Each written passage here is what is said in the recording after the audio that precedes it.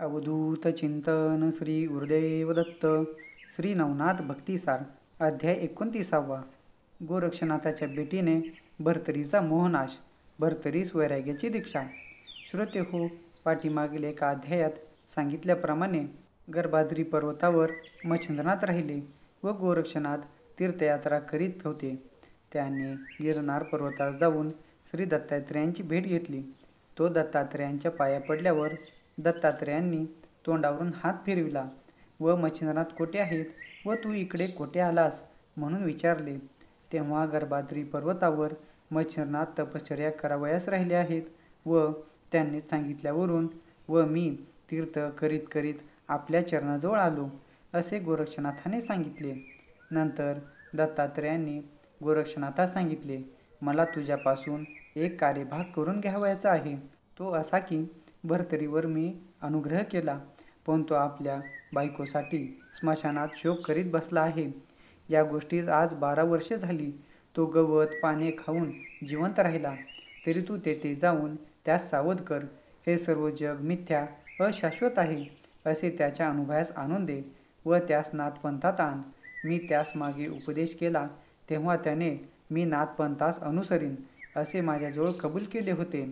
असे सांगून भर्तरीची जन्मापासूनची संपूर्ण हकीकत सांगितली. ती ऐकून घेतल्यानंतर गोरक्षनाथांनी दत्तात्रेयांस सांगितले की आपल्या कृपेने मी हे कार्य करून येतो. नंतर दत्तात्रेयांची आज्ञा घेऊन आणि त्यास वंदन करून गोरक्षनाथ निघाले. मग गोरक्षनाथाने व्यान अस्त्राचा जप करून कपाळी भस्म लावताच तो एका मिनिटात 50 योजने लांब अवंती नगरास गेला. तेथे स्मशानामध्ये भर्तरी बसला होता. शरीर अगदी क्षीण झाले होते व त्यास पिंगलेचा एकसारखा ध्यास लागला होता. त्याची स्थिती पाहताच गोरक्षनाथ अत्यंत वाईट वाटले. त्याने असा विचार केला की या समयी हा पिंगलेच्या विरहाने अगदी भ्रमिष्ठासारखा होऊन गेला आहे. अशा वेळी जर मी ह्यास उपदेश करीन तर फायदा होण्याची आशा मुळीच नाही, पण उलट माझे सर्व भाषण मात्र व्यर्थ जाईल. यास्तव तो आपल्या सांगण्यास अनुकूल होऊन आपल्या मनाप्रमाणे वागेल अशी युक्ती योजून कार्यभाग साधून घ्यावा.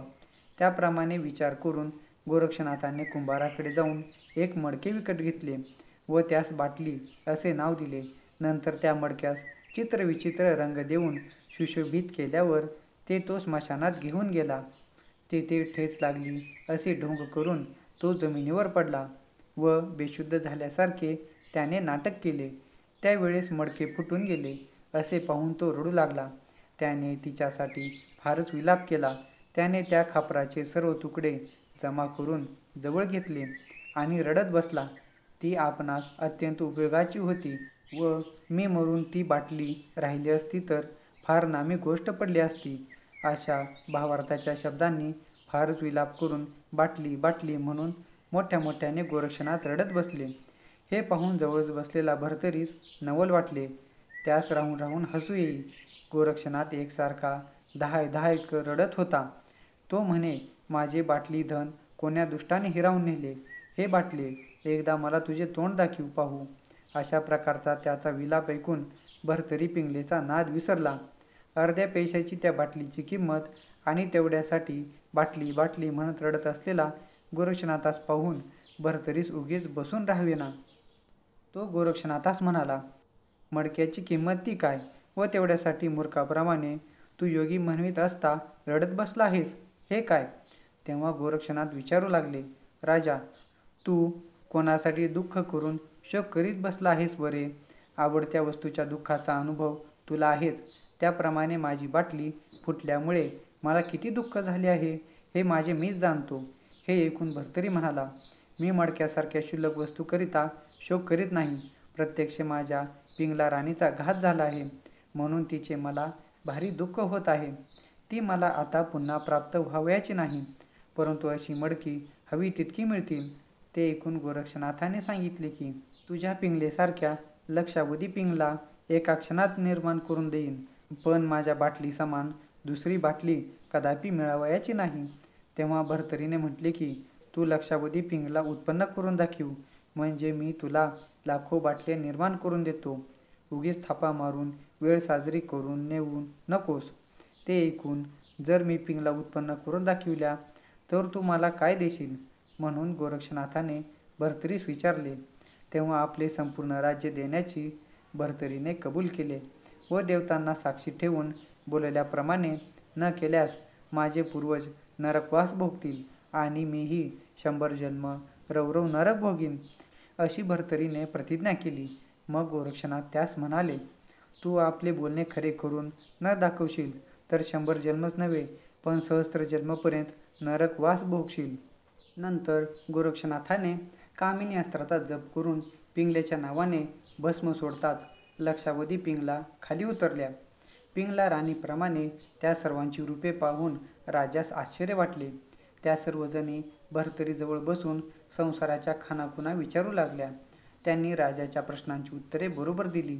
शेवटी पिंगलेने राजास बोध केला की माझ्या विरहाने तुम्हास दुःख झाले ही गोष्ट खरी आहे, परंतु अशाश्वताचा भारवाने व्यर्थ होय.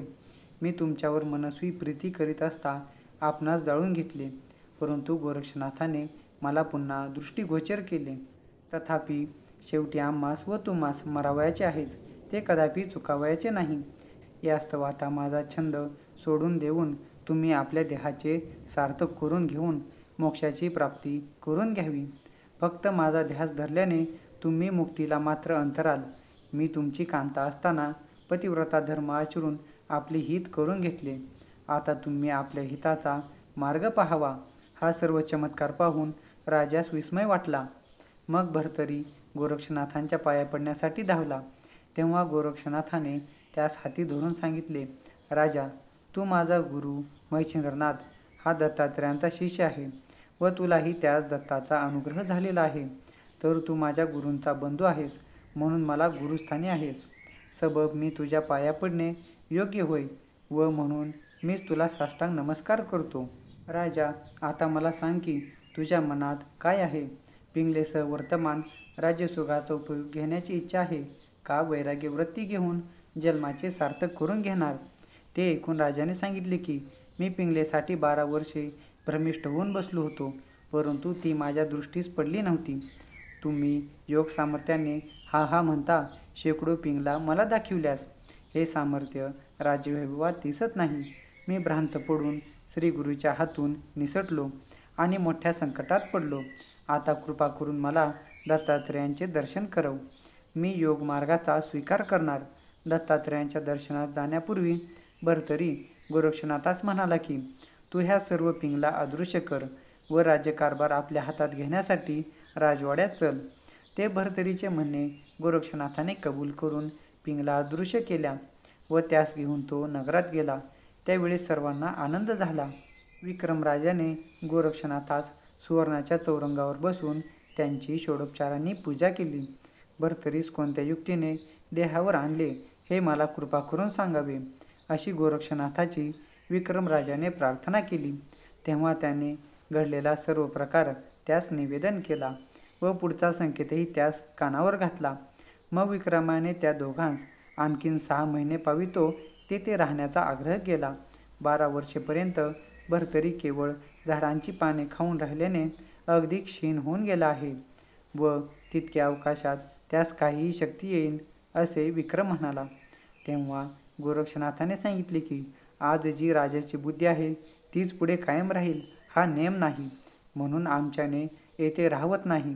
परंतु विक्रमाने अति आग्रह केल्यावरून तो तेथे 3 रात्री तेथे राहून भर्तरीस बरोबर घेऊन निघाला. त्यावेळेस भर्तरीच्या स्त्रियांनी गोरक्षनाथावर फार रागवून शिव्यांची वृष्टी केली, परंतु विक्रमराजाने आनंदाने उभयतांची रवानगी केली. त्यावेळी गावची दुसरी बरीच मंडळीही त्यास पोहोचवण्यासाठी विक्रमराजाबरोबर गेलेली होती. गोरक्षनाथाने भर्तरी स्पष्ट सांगितले की जर तुझे मन संसारात गुंतत असेल तर तू अजून माघारी जा आणि खुशाल संसार सुखाचा उपभोग घे. मी आडकाठी करीत नाही. पण भर्तरीस ते बोलणे रुचले नाही. आपण संसारास विटलो असे त्यांनी निक्षून सांगितले. मग गोरक्षनाथांनी आपली शैली, शिंगी, कंथा त्यास देऊन भिक्षेकरता झोळी दिली. प्रचिती पाहण्यासाठी त्याच्याच स्त्रियांकडे भिक्षा मागावयास त्यास पाठविले. तेव्हा स्त्रियांनी रडून गोंधळ केला. त्याचे गुण आठवून त्या त्यास राहण्यासाठी आग्रह करू लागल्या, पण भर्तरीचे मन डगमगले नाही. तो त्यांचा तिरस्कार करून निघून गेला. मग विक्रम वगैरे सर्व मंडळी परत नगरात गेली. विक्रमाने भाऊजायांची समजूत करून त्यांचे सांत्वन केले. भर्तरी फार अशक्त झालेला असल्याने वाट चालताना त्याच्या नाकी नऊ आले. ते पाहून गोरक्षनाथांनी यानास्त्राची योजना करून भस्म मंत्रून त्याच्या कपाळास लावताच भर्तरीचा अशक्तपणा दूर झाला व ते दोघे डोळे मिटून एका क्षणात गिरनार पर्वतावर आले आणि दत्तात्रेयांचे दर्शन घेऊन पाया पडले. दत्तात्रेयांनी त्याच्या तोंडावरून हात फिरवला व त्याचे समाधान केले. तर श्रोतेहो, आजचा अध्याय 29वा येथे समाप्त झाला. श्रोतेहो, तुम्हाला जर आजची कथा अगदी मनापासून आवडली असेल तर आपल्या व्हिडिओला नक्की लाईक करा आणि जाता जाता आपल्या चॅनेलला सबस्क्राईब करायला विसरू नका. आपले चॅनेल भरपूर जणांपर्यंत शेअर करत राहा.